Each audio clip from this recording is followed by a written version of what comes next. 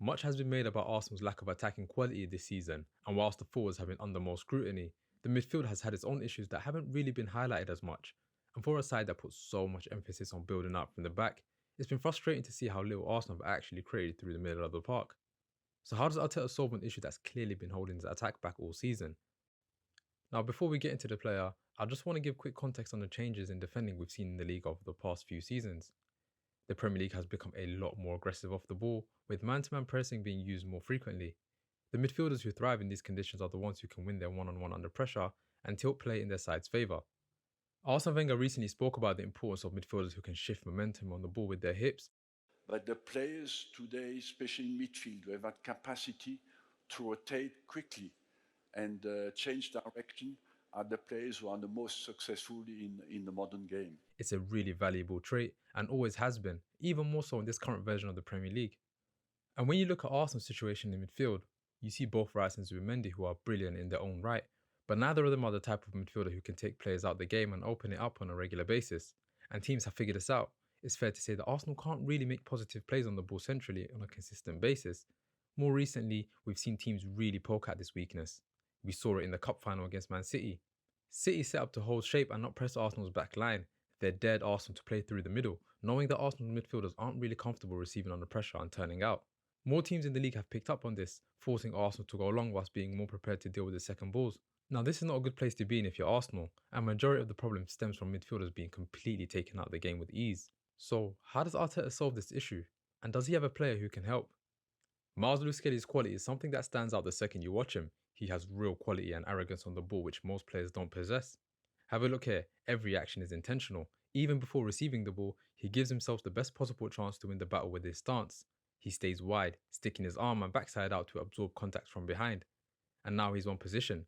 He then uses the defender's flow against them and spins away. The use of his arms here is excellent, and there's nothing the opponent can do to stop him from here. Here's another example of his elite press resistance and composure on the ball. The pass is played into his feet and he's swarmed by the opposition.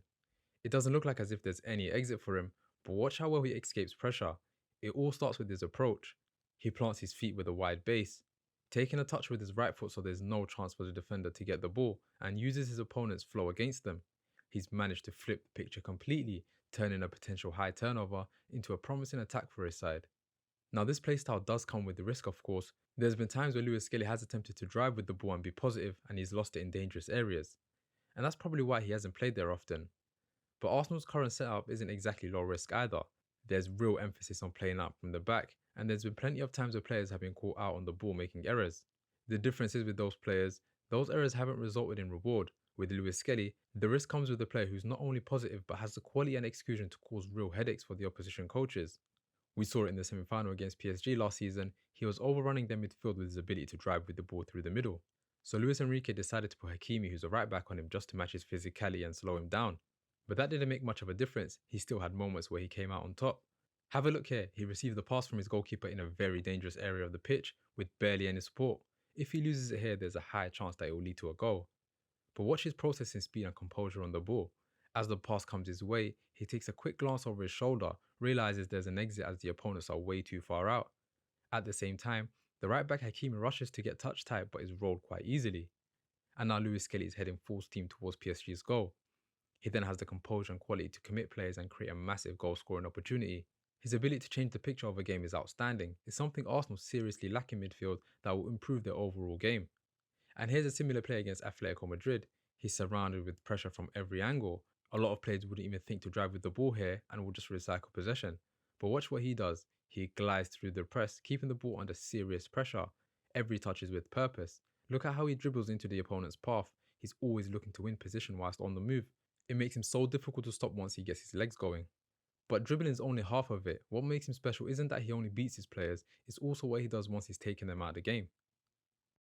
Because his dribbling is so good, it's easy to overlook his passing, especially in behind the defence. He's a forward thinker, and it's not only his ball carrying he's a threat with, he's fantastic at picking up defence splitting passes too.